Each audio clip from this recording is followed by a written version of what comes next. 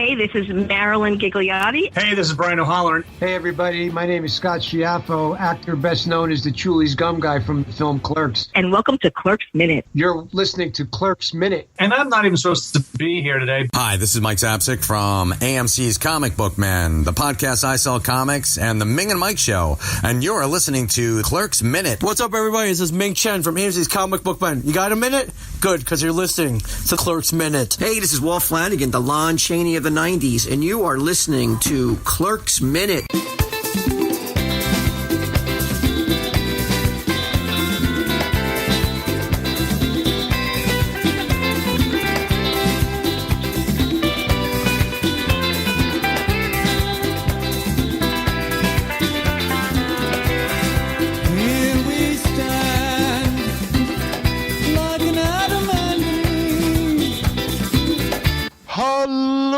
Welcome back to Clerks Minute, the show we look back at the 2006 Kevin Smith sequel, Clerks 2, two massive fight in a jail scene, minutes at a time. I'm Blake. I'm Kyle.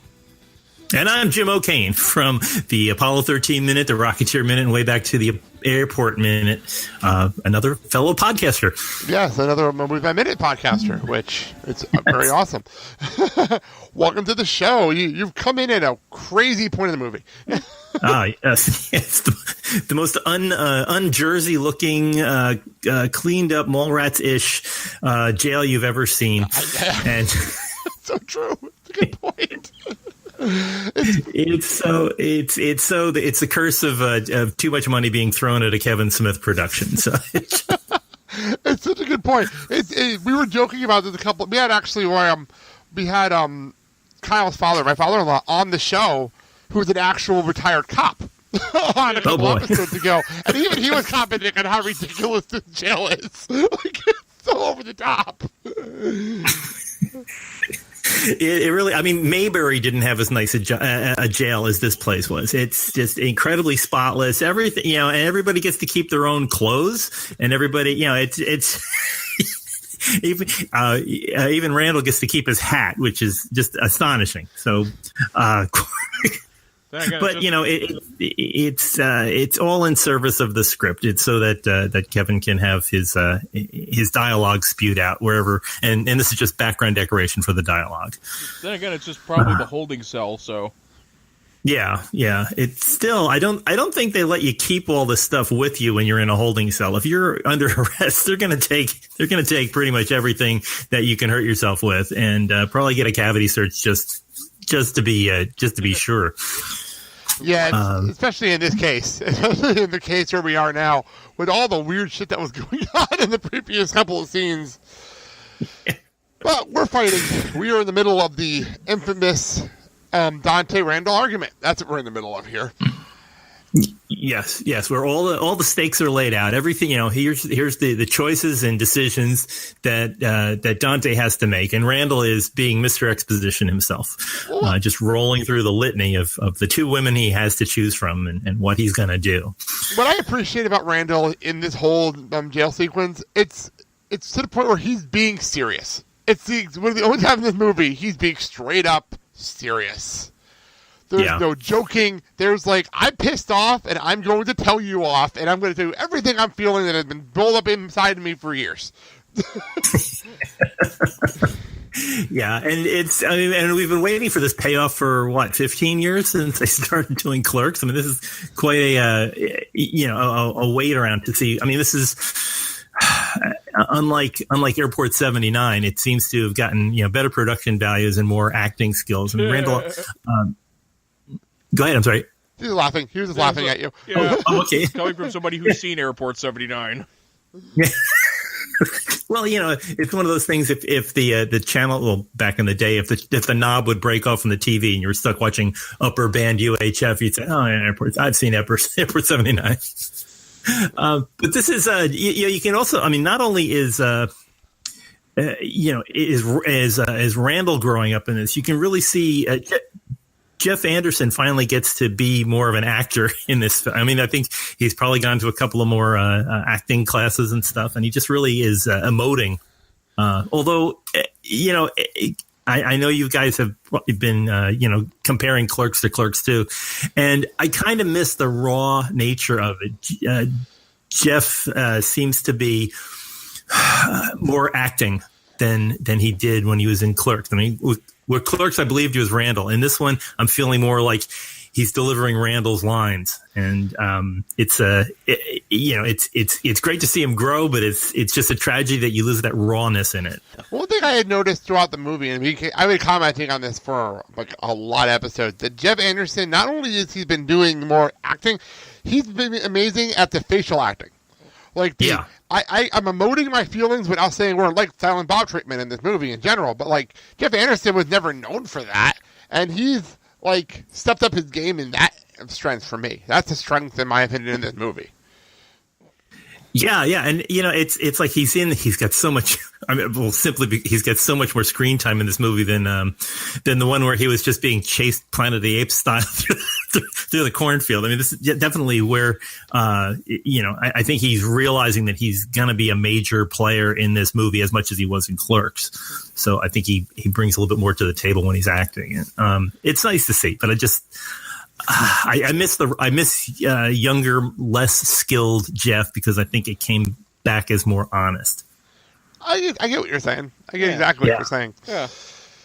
All right, so we get into the scene, and we're jumping back into this, where Randall pretty much tells Dante straight up that him leaving is pretty much going to ruin his life because he didn't realize that he's going to bail on his friendship. And I feel for Randall. I really do feel for Randall in this moment, because he's getting older, and once you're older, you don't want to deal with making new friends if you don't have to. We actually talked about it earlier when we was talking to Elias, where he said, once Dante leaves, you're going to be my best friend because I don't have anybody else. Yeah, I mean, they saw youth is sliding away. I mean, this is a lot like the '79 movie Breaking Away. I think all those guys are realizing that they have to be grown-ups. They have, the life has moved on, and other people their age, as many people, in the ages of the actors here, they're growing up, they're having families, and it's like these guys are still stuck working at, retail. It sucks. So that's all they have is each other, because that's all they've known. None of them have ever really grown. And it's frustrating to see, the entire world moving by around them. And kind of a shocking thing to get something so deep out of a movie like this, that it looks like a lighthearted comedy on the surface. Yeah, there's been an undercurrent of realness throughout this whole movie, where it's like we're going to have the comedy, we're gonna have fun, we're gonna have a lot of fun, we're gonna make fun of Star Wars and Lord of the Rings, and we're gonna do all this stuff. But then we're going to have a guy fuck a donkey. Yeah, have a guy fuck a donkey. But then we're going to have these moments where it's like, these are friends dealing with real issues, and we're going to address them head on. Yeah, I mean, you saw that a bit. I mean, it was missing from Mallrats, but it came back in Chasing Amy. I mean, Chasing Amy had things just as crazy and just as real as this. But I think, here, a higher budget, managing to hire people like Rosario Dawson who can actually emote and give you an idea that what they're saying is real. The whole level has built up, and the older crew of the original cast has had to step up and be part of all that. So it is a great thing to see. But I'm missing the raw energy, and I'm missing the sheer, the 16 millimeter Jersey film schoolness of it all. A valid point. Absolutely valid. Well, they go back and forth, but then all of a sudden Jay, and this is my favorite Jay lines ever, and I think I've actually quoted this watching people argue. I legitimately quoted this line. Jesus, why don't you two just fucking get it over with already? It's what I wound up saying out loud during Captain America Civil War. Between Captain America and Iron Man. Jeez, why don't you two just fucking get it over with already? And by the way, you think he's joking? He did say that out loud. I was sitting next to him. Well, he's great at a premiere. Yeah. But no, I actually do quote this in real life like all the fucking time. I love this line. Kiss him. Damn. I use Silent Bob's line more often. I got nothing. Yeah, so we'll get to there, because all of a sudden, okay, Dante goes and says, "Can't you ever say anything useful for a change?" Damn, Dante's pissed. Dante's just angry now. He's taking out everybody. Let's see. Something useful? More than 2 shakes and it's playing with yourself? Well, that's just common knowledge. So Jay looks at Bob, and this is amazing.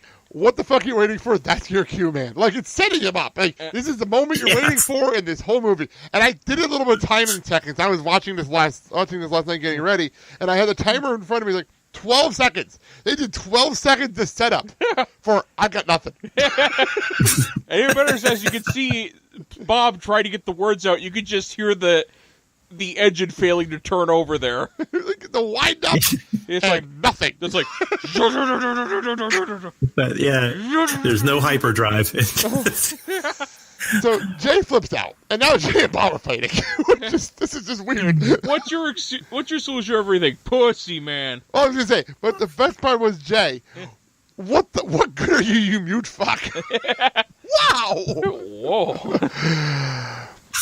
And Bob was, you know that hurt. You know what that hurts? Like you ever add anything to the fucking proceedings? You got one answer to everything. Pussy, man. But it's true. I feel like this is just Kevin talking about Jay in real life. It's like Jay keeps saying all that just to say, "Oh yeah, I'm not gay. Nope, I'm not gay. Definitely not gay at all. Nope." Yeah, it is. I think he was typing that when he was thinking about it. It's just every time. And you know what? That's how the Jay and Silent Bob Get Old podcasts are. I feel like at times. Like, every single story ends with, I had sex with this person in this city. Wait, what? What happened? I'm shocked that it ended with him having sex with the Bronze Fonz. Oh, yeah, so let me set that up, because I think it's a joke that nobody will understand if it was the season 1 of this show. We saw Jay and Silent Bob Get Old in Milwaukee. And it was it was actually for a screening for Jay and Silent Bob's Super Groovy cartoon movie. And the story actually, at the end of the show, they do a game called Let Us Fuck. Where Jay picks people out of the audience, and they do made-up sex positions that Kevin comes up with and the crowd comes up with. Not real. Wow. It's so stupid, and it makes for fantastic audio, by the way. A visual gag. It makes fantastic audio. But I've never seen it in person until we saw it this day. And one of the positions had to do with the Bronze Fonz. Jay was obsessed with the Bronze Fonz for the entire hour-and-a-half show. Wow. It's to the point where I'm shocked that he wasn't caught trying to smuggle out the Bronze Fonz in pieces. Oh my god! So, and you know, I would love to say go find that show on the archives. Unfortunately, the archives are now on like some pay service, so you can't just go find that episode anymore. Aww. Unfortunately, wow. Yeah. But that's pretty funny. That still happened. That didn't happen though. We were there. Yeah. Take a guess where he stored the head. That's too less. Exactly. Wow. This is how the show normally I know is. you guys. I know you guys have already talked about. I'm sure the Ranger Danger shirt, but that's my my one connection on this show is seeing Commando Cody, who was the his helmet was the inspiration for the movie that I get obsessed with, the Rocketeer. Oh, good old Commando Cody. Yeah, Sky Marshal of the universe. He was going, fighting the radar men from the moon. Yeah. It's amazing how that one look impossible to use. The man is basically a bullet head. But he turned it. That got relived in the 90s with the movie. I take too much apart. But it's just it's nice seeing it in this. And of course, the last time I saw Clerks 2 was long before I did my podcast, and coming back to it and seeing. Right, that was Commando Cody on the thing, but it's Ranger Danger. That's funny. Which, that is very funny. Nice tie-in back to your world. There you go. Yeah. Totally unintentional. I wasn't even thinking of that because you picked the scene, so I didn't even think of that. Yeah, it was serendipity. I just seen that. I was like, oh yes, and now I got to get one of those shirts. That's I guarantee you probably want to public and find one. I guarantee it. Yeah. All right. We tie back to Randall now completely exploding on Dante. Like, he's got nothing. He's just like, fuck it. I'm putting everything on the table. And wow. I love the fact we have the callback to Anne Frank, by the way. At the beginning of the movie. The jump from like